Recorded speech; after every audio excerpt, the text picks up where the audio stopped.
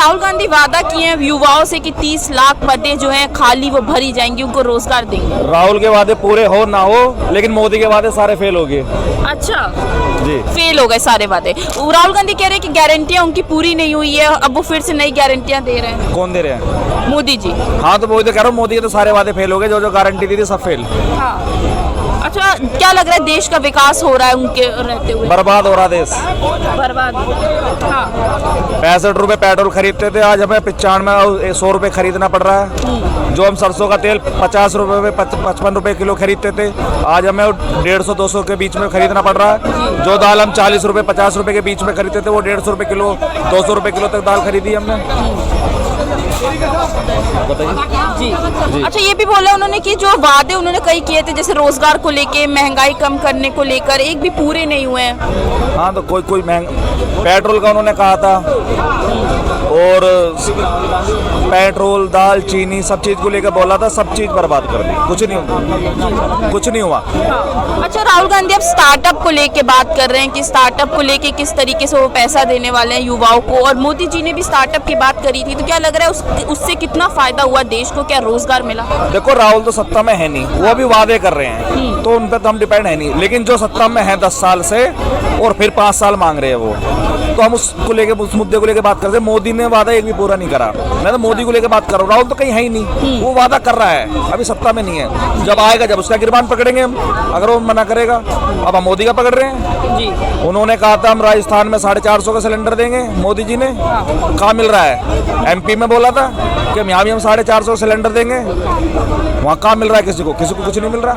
अच्छा, ये भी बोला गया है कि अब गिग वर्कर को हम जो है पेंशन देंगे, उनको सुरक्षा देंगे। राहुल गांधी ये वादा कर रहे हैं। मैं राहुल को लेकर मैडम मैं कुछ नहीं कह सकता। मैं सत्ता के में जो बैठे उनसे बात करना चाहता हूँ, उनके बारे में बोल सकता हूँ, लेकिन मैं जो सत्ता में है ही नहीं।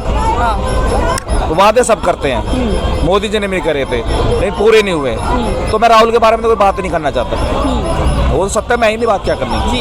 अच्छा, मोदी जी कह रहे हैं कि इस बार 400 पार, और वो कह रहे हैं कि हमारी गारंटी की गाड़ी चल रही है। तो क्या लग रहा है गारंटी की गाड़ी चल रही है इसलिए आएंगे वापस? हाँ, जब तक अंधभक्त गोबर भक्त हैं, पेशाब पीने वाले हैं, जब तक गारंटी है 400 प्लस जा सकते हैं। अच्छा, लगातार मोदी जी कह रहे हैं कि विकास हो रहा है हमारे सरकार में, तो आपको नजर आ रहा है विकास? भाई, मुझे तो कोई विकास लग नहीं रहा। हाँ। मुझे तो अभी तक दिखा नहीं। मुझे तो महंगाई का मुद्दा था, महंगाई को लेकर हम बात कर रहे हैं, और महंगाई चरम पे। आज की डेट में ये कहते हैं कि आय दुगनी हुई है। जो हमारी सैलरी 10,000 रुपये होती थी 2014 में, आज हमारी चलो मान लो सैलरी 15,000 होगी। ठीक है जी, महंगाई के हिसाब से। लेकिन उस हिसाब से महंगाई बढ़ी है, उस हिसाब से हमारी सैलरी है, हमारा व्यापार नहीं बढ़ा। अच्छा। पहले GST काफ़ी काम है इनके, जिसमें हम ये असफल रहे हैं, बहुत काम है। किसानों जितने वादे करे वो ख़त्म हो गए इनके। किसान की आय दुगनी करने के लिए बात कही थी, वो नहीं कर पाए।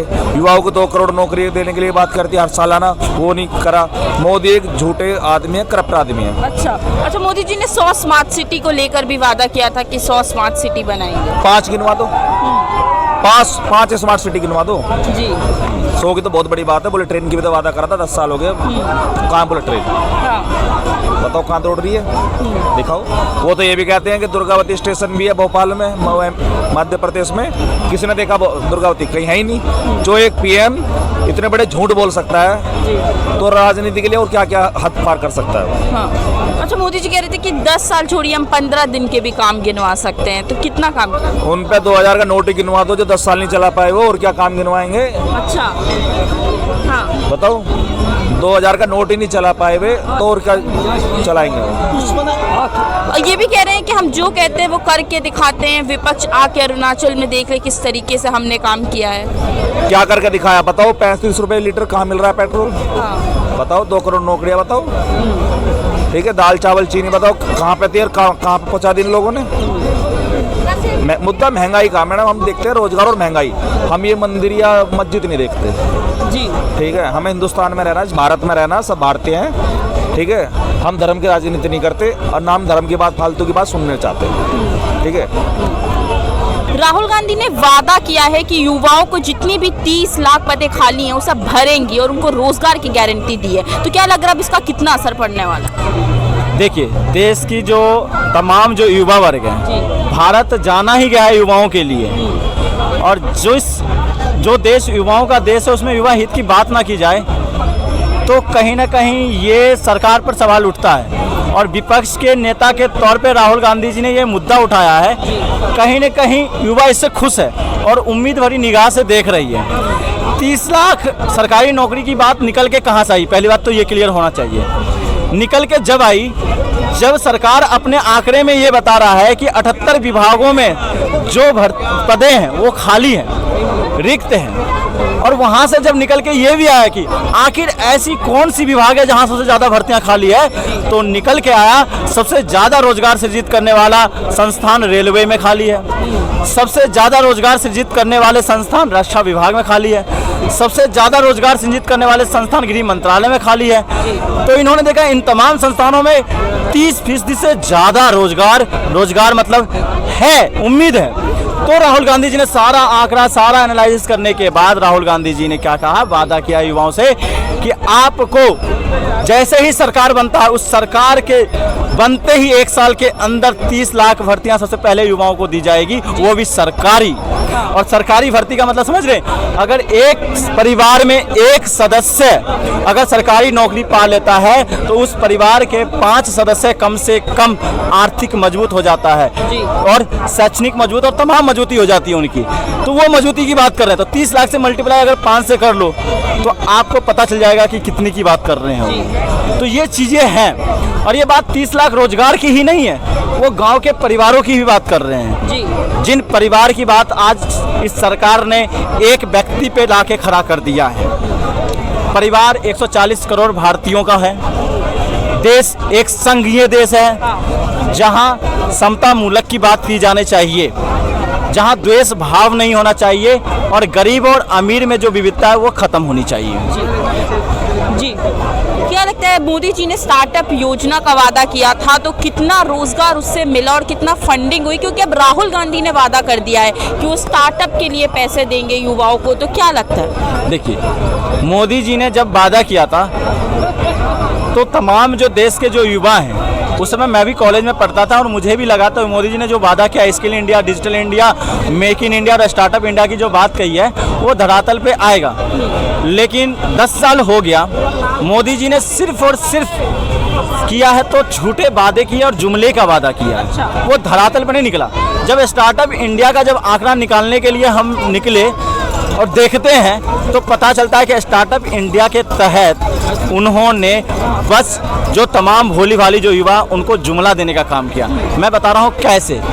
जब 6 लाख कंपनियों को बंद करके मोदी जी खुशी मनाते हो कि मैंने देश के एक 6 लाख कंपनियों को बंद कर दिया, तो आपने तो पहले ही करोड़ों युवाओं को बेरोजगार कर दिया। आप उन्हीं युवाओं को सशक्त करने की बात करते हो। फिर जब ये बात निकल के आती है तो वो अफीम चटा देते हैं, मानसिक गुलाम के तौर पे धर्म की अफीम चटा देते हैं, जबकि देश हमेशा धर्म से ऊपर उठ के है। और बात आपको युवाओं को सशक्त करने की है, लेकिन उस पर बात नहीं करते हैं। इसलिए राहुल गांधी जी ने वादा किया है कि आपको स्टार्टअप इंडिया के तहत 5,000 करोड़ का फंडिंग की बात कही है। और ये 5,000 करोड़ किसी एक व्यक्ति या 2 व्यक्ति विशेष के लिए नहीं है, या किसी क्षेत्र के लिए विशेष के लिए नहीं है। ये 5,000 करोड़ का जो फंडिंग है ये नियोजित किया गया है प्रति गांव के आधार पे। हर गांव को 20 से 30 करोड़ का जो बजट है वो दिया जाएगा। आप उस गांव से जो भी व्यक्ति होगा जिसके अंदर स्टार्टअप करने की इच्छा है वो कर पाएगा, और जब वो मजबूत हो जाएगा तो गांव ऑटोमेटिक आदर्श ग्राम बन जाएगा।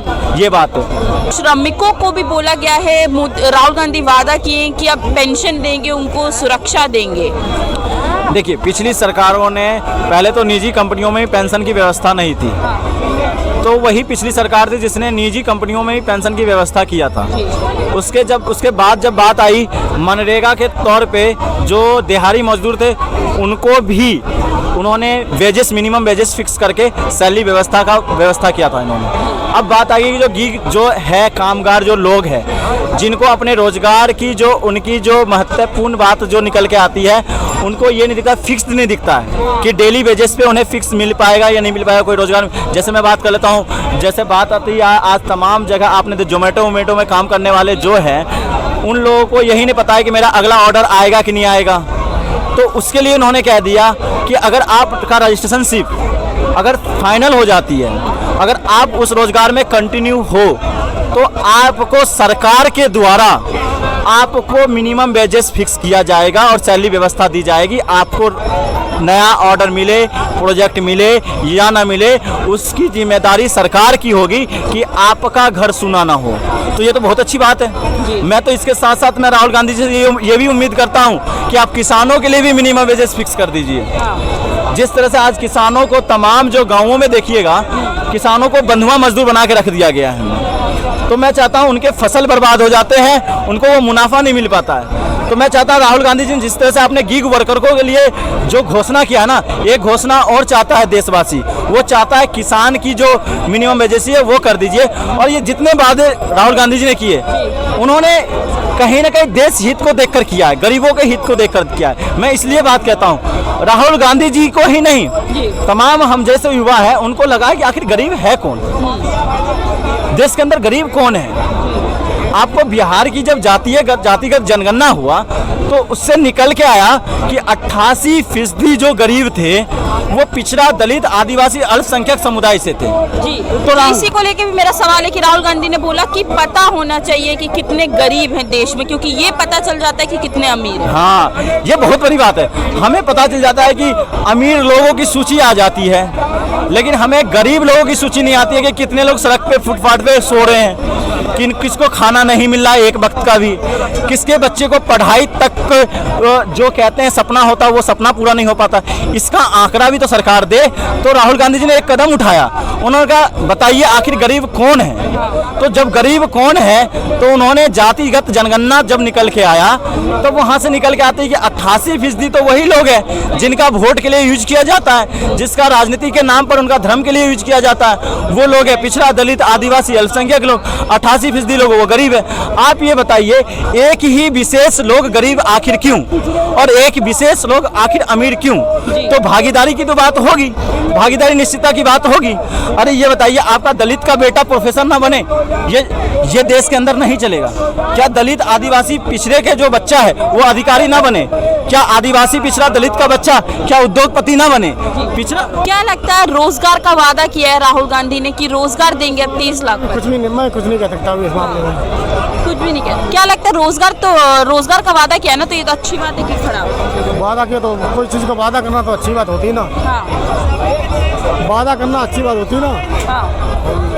और राहुल गांधी कह रहे हैं कि गारंटियां पूरी नहीं हो रही मोदी जी की, तो इसलिए अब उनको वादे देने पड़ रहे हैं युवाओं। अब देखिए वो वक्त बताएगा क्या होता क्या नहीं। हाँ। समय बताएगा, जैसा समय आएगा क्या कहता है। अच्छा। और क्या अभी एग्जिट पोल क्या करे, क्या कर भरना।